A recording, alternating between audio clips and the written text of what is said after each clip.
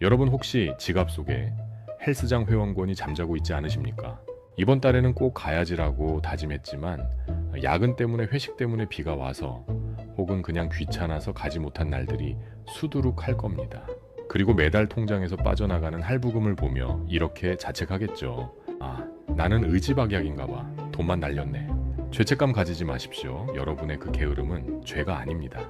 오히려 헬스장 사장님들에게는 여러분이야말로 진정한 VIP이자 업장을 지탱하는 구세주입니다. 반대로 매일 아침 문을 열자마자 달려와서 러닝머신을 1시간씩 뛰고 샤워하고 수건을 2장씩 쓰고 가는 성실한 회원은 헬스장 입장에서 가장 쫓아내고 싶은 진상 고객입니다. 오늘 제가 드릴 말씀은 운동 동기부여 영상이 아닙니다. 우리가 건강해지기 위해 돈을 내는 이 공간이 사실은 우리가 운동을 포기하고 실패하기를 간절히 기도하는 도박장과 똑같은 수학적 원리로 돌아가고 있다는 충격적인 비즈니스의 이면을 폭로하려 합니다. 헬스장은 얼핏 보면 공간 임대업처럼 보입니다. 운동기구를 갖다 놓고 사람들이 와서 이용하게 해주고 돈을 받는 구조죠. 하지만 경제학적으로 헬스장은 보험업이나 금융업에 훨씬 더 가깝습니다. 더 정확히 말하면 그들은 확률을 파는 비즈니스입니다. 미국의 대형저가 헬스장 프랜차이즈인 플래닛 피트니스의 데이터를 예로 들어보겠습니다. 이 헬스장의 지점당 평균 면적은 약 500평 정도입니다. 소방법규나 안전 기준을 고려했을 때 이 공간에 동시에 들어갈 수 있는 적정 인원은 약 300명 수준입니다. 그렇다면 이 지점의 등록 회원은 몇 명일까요? 300명, 500명 놀라지 마십시오. 평균 6,500명입니다. 수용 가능 인원의 무려 승부 2배에 달하는 사람들에게 회원권을 판 것입니다. 이게 무슨 뜻일까요? 만약 어느 날 갑자기 모든 회원이 오늘은 진짜 운동해야지라고 마음먹고 헬스장에 나타난다면 어떻게 될까요? 헬스장은 그 즉시 마비됩니다. 러닝머신 대기 시간만 5시간이 걸릴 것이고 라커룸은 터져 나갈 것이며 산소 부족으로 실려 나가는 사람이 생길 겁니다. 즉, 헬스장이라는 시스템은 애초에 회원이 오지 않을 것을 전제로 설계되어 있습니다. 이것을 경제학 용어로 오버부킹이라고 합니다. 항공사가 노쇼를 예상해서 좌석보다 더 많은 표를 파는 것과 똑같습니다. 하지만 항공사는 기껏해야 10% 정도 더 팔지만 헬스장은 2000%를 더 팝니다. 왜 이런 미친 비율이 가능할까요? 항공기 탑승객은 비행기를 타지 않으면 여행을 망치지만 헬스장 회원은 운동을 안 가도 인생이 망가지지 않기 때문입니다. 오히려 헬스장에 가지 않는 것이 더 편안하고 달콤하죠. 헬스장은 인간의 그 나약한 본성을 꿰뚫어 보고 베팅을 건 겁니다. 헬스장의 수익 구조를 뜯어보면 더 명확해집니다. 헬스장의 비용은 대부분 고정비입니다. 임대료 기구, 리스비, 직원 월급. 이건 회원이 오든 안 오든 똑같이 나갑니다. 반면 변동비는 미미합니다.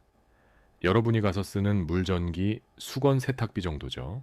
즉 회원을 한 명 더 받는 데 드는 추가 비용인 한개 비용은 거의 0원에 가깝습니다. 이미 기구는 깔려 있으니까요. 그러니 헬스장의 목표는 명확합니다. 최대한 많은 사람을 가입시켜라. 단 그들이 절대 오지 않게 만들어라. 그래서 등장한 것이 바로 초저가 장기 회원권입니다. 월 3만원, 1년 등록 시 월 2만원 어디서 많이 보셨죠? 왜 그들은 1개월 단위로는 비싸게 받고 1년 단위로는 헐값에 팔까요? 단순히 목돈이 필요해서가 아닙니다. 통계에 따르면 헬스장을 등록한 신규 회원의 50%는 3개월 안에 운동을 그만둡니다. 그리고 1년 뒤까지 꾸준히 나오는 생존자는 고작 8% 미만입니다. 헬스장은 이 통계를 정확히 알고 있습니다. 여러분이 1년치를 결제하는 순간 헬스장은 이미 승리한 게임을 하는 겁니다. 여러분이 첫 달에 몇 번 열심히 나오다가 3개월 뒤부터는 발길을 끊을 거라는 사실을 그들은 확신하고 있습니다. 그들이 파는 상품은 운동할 권리가 아니라 나는 운동을 하려고 마음먹은 사람이라는 심리적 위안입니다. 여러분은 1년치 회원권을 긁으면서 건강을 산 게 아니라 나도 이제 관리를 시작했어라는 자아를 산 겁니다. 그리고 그 자아를 유지하는 비용으로 매달 3만 원은 싸다고 느끼는 거죠. 그런데 헬스장이 단순히 우리의 게으름을 방치하는 수준을 넘어 적극적으로 우리가 운동을 못하게 혹은 하기 싫게 방해하고 있다면 믿으시겠습니까? 헬스장에 들어서는 순간부터 시작되는 교묘한 인테리어와 심리적 트릭들이 있습니다. 여러분이 운동을 못하는 건 의지 탓이 아니라 설계된 함정일 수 있습니다. 일반적인 비즈니스 상식으로 우수 고객이란 우리 가게를 자주 찾고 서비스를 많이 이용하는 사람입니다. 스타벅스에 매일 와서 커피를 마시는 사람은 VIP 대접을 받습니다. 하지만 헬스장에서는 정반대입니다.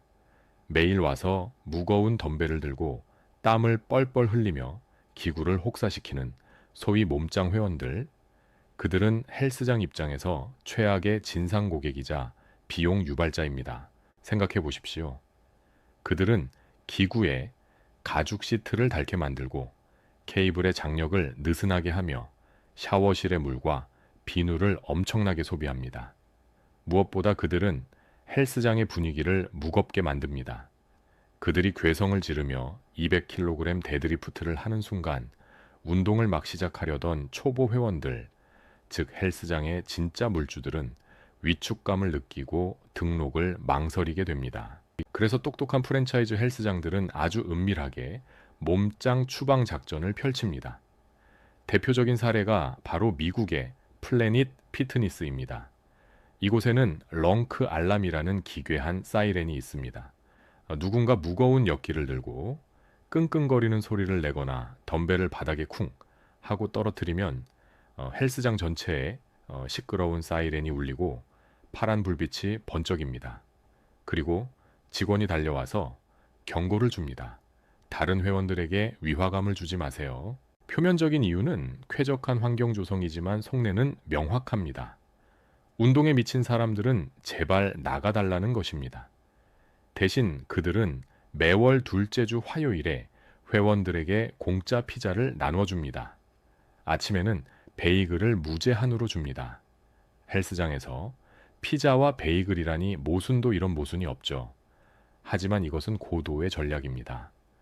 회원들이 적당히 살찌고 적당히 죄책감을 느끼되 헬스장을 고통스러운 훈련장이 아니라 즐거운 사교 공간으로 인식하게 만드는 겁니다. 그래야 1년 내내 탈퇴하지 않고 꼬박꼬박 회비를 내니까요. 헬스장의 기구 배치에도 이 교활한 심리학이 숨어 있습니다. 헬스장에 가보면 가장 넓은 공간을 차지하고 있는 것이 무엇입니까? 바로 러닝머신, 트레드밀입니다. 반면 스쿼트 렉이나 벤치프레스 같은 프리웨이트 공간은 구석에 아주 좁게 몰아넣습니다. 왜 그럴까요? 러닝머신은 초보자들에게 쪽쪽이 같은 존재이기 때문입니다. 운동법을 배울 필요도 없고 남의 눈치를 볼 필요도 없습니다. 그냥 올라가서 걷기만 하면 됩니다. 러닝머신 위에 있는 TV를 보며 30분 정도 걷고 나면 땀도 좀 나고 나 오늘 운동했다라는 뿌듯함, 즉 도파민을 아주 손쉽게 얻을 수 있습니다. 헬스장 입장에서도 러닝머신 회원은 관리가 편합니다. 다칠 위험이 적어서 트레이너가 붙을 필요가 없거든요. 반면 스쿼트 렉은 다릅니다. 자세를 봐줘야 하고 부상 위험이 높으며 한 사람이 자리를 차지하면 30분이고 1시간이고 비키지 않습니다. 회전율이 엉망인 기구죠. 그래서 헬스장은 의도적으로 프리웨이트 존을 좁고 불편하게 만듭니다. 본격적으로 운동하려면 줄을 서거나 눈치 싸움을 하라는 무언의 압박입니다. 결국 이 불편함을 견다 못한 진성 헬스인들은 스스로 제 발로 나갑니다. 그러면 헬스장은 쾌재를 부릅니다. 비용 덩어리들이 사라지고 런닝머신 TV나 보다가 집에 가는 혹은 등록만 해놓고 안 오는 순한 양들만 남게 되니까요. 물은 고요하고 현금은 찰랑거리는 완벽한 생태계가 완성되는 것입니다. 그런데 이 완벽해 보이는 도박판에도 변수는 존재합니다. 바로 1월입니다. 새해 결심을 한 수많은 호구들이 한꺼번에 몰려오는 그 시기 말입니다. 이때 헬스장은 물 들어올 때 노 젓기 위해 기존 회원들의 권리 따위는 안중에도 없는 무리한 프로모션을 감행합니다. 그렇다면 헬스장은 오지 않는 유령 회원들만으로 먹고 사는 걸까요? 아닙니다. 기어코 헬스장에 나와서 운동을 하겠다고 버티는 독한 회원들이 있습니다. 헬스장은 이들을 그냥 두지 않습니다. 바로 2차 수익 모델, PT 퍼스널 트레이닝이라는 그물을 던집니다. 많은 분들이 헬스장 회원권 가격이 예전보다 싸졌다고 느낄 겁니다. 월 3만원, 2만원 치킨 한 마리 값도 안 됩니다. 이건 미끼 상품입니다. 헬스장은 회원권으로는 임대료와 전기세를 내고 진짜 순이익은 PT에서 뽑아냅니다. 회원권은 헬스장 입장권을 산 것에 불과하고 헬스장 안의 진짜 서비스는 전부 유료 아이템인 셈입니다. 여기서 트레이너라는 직업의 구조적 비밀을 알아야 합니다. 여러분이 선생님이라고 부르는 그 근육질의 트레이너들, 그들은 사실상 운동 선생님이라기보다는 영업 사원에 가깝습니다. 대부분의 트레이너 기본급은 최저시급 수준이거나 아예 없는 경우도 많습니다. 그들의 월급은 철저하게 인센티브제입니다. 자신이 영업해서 따낸 PT 매출의 30%에서 50%를 가져가는 구조죠. 그러니 트레이너에게 여러분은 가르쳐야 할 학생이기 전에 매출을 올려줄 고객입니다. 여러분이 헬스장에 처음 등록하면 무료 OT 오리엔테이션을 해드린다며 친절하게 다가옵니다. 이건 서비스가 아닙니다. 영업을 위한 맛보기 판촉 행사입니다. 이 과정에서 가장 강력한 무기가 등장합니다. 바로 인바디 검사입니다. 체성분 분석기 위해서 몇 초만 서 있으면 종이 한 장이 나옵니다. 거기엔 여러분의 체지방률, 근육량 내장지방, 레벨이 적나라하게 찍혀 나옵니다. 트레이너는 이 종이를 들고 심각한 표정을 짓습니다. 회원님 이대로 두면 큰일 납니다. 근육량은 표준 이하인데 내장 지방이 너무 높아요. 게다가 골반도 틀어져 있고 거북목도 심하네요. 이것은 일종의 공포 마케팅입니다. 의사도 아닌 트레이너가 마치 시한부 선고를 내리듯 여러분의 몸을 하자 있는 물건 취급합니다. 자존감을 바닥으로 떨어뜨린 뒤 유일한 구원책을 제시하죠. 지금 당장 저랑 운동 시작하셔야 합니다. 딱 30회만 하시죠? 제가 책임지고 사람 만들어 드리겠습니다. 여기서 발생하는 경제적 모순이 있습니다. 트레이너의 목표와 회원의 목표가 정면으로 충돌한다는 점입니다. 회원의 목표는 최단기간에 운동을 배워서 혼자 하는 것입니다. 반면 트레이너의 목표는 최대한 오랫동안 내게 돈을 내고 의존하는 것입니다. 만약 트레이너가 정말 실력이 좋아서 여러분에게 스쿼트와 데드리프트의 정석을 한 달 만에 완벽하게 전수했다면 어떻게 될까요? 여러분은 더 이상 PT를 결제하지 않고 혼자 운동할 겁니다. 트레이너 입장에서는 우수 고객을 잃는 셈이죠. 즉 트레이너에게는 여러분을 빨리 독립시킬 유인이 전혀 없습니다. 그래서 많은 트레이너들이 의도적으로 진도를 늦춥니다. 맨몸 운동만 주구장창 시키거나 운동하는 시간보다 수다 떠는 시간을 늘립니다. 혹은 기구 사용법을 제대로 알려주지 않고 옆에서 숫자만 세워주며 인간 카운터기 역할만 합니다. 그래야 여러분이 30회가 끝나고 나서도 아직 혼자서는 불안해라며 재등록 카드를 긁을 테니까요. 이것은 교육이 아니라 사육입니다. 물론 훌륭한 트레이너도 많습니다. 하지만 헬스장이라는 비즈니스 구조 자체가 트레이너를 교육자가 아닌 판매자로 몰아가고 있다는 사실은 부인할 수 없습니다. 오늘 등록하면 회당 5만원 내일이면 7만원입니다 라는 마감 임박 멘트, 홈쇼핑에서나 볼 법한 이 상술이 헬스장에서 횡행하는 이유입니다. 결국 헬스장은 우리의 게으름에 베팅해서 돈을 벌고 우리의 불안감을 자극해서 돈을 뜯어냅니다. 이중으로 설계된 덫입니다. 지금까지 우리는 헬스장이라는 공간이 얼마나 철저하게 확률 게임을 하고 있는지 살펴보았습니다. 그들은 여러분이 1년치 회원권을 끊고 작심삼일로 끝나기를 기도합니다. 여러분이 헬스장에 오지 않을수록 그들의 수익률은 올라가고 러닝머신은 덜 다르니까요. 헬스장은 여러분의 지방을 태우는 곳이 아니라 여러분의 죄책감을 태워 현금으로 바꾸는 거대한 소각장일지도 모릅니다. 그렇다면 우리는 이 불리한 도박판에서 어떻게 해야 돈을 잃지 않고 진짜 건강을 챙길 수 있을까요? 헬스장의 호구가 되지 않는 실전 전략 3가지를 정리해 드립니다. 첫째, 제발 장기 회원권의 유혹에 넘어가지 마십시오.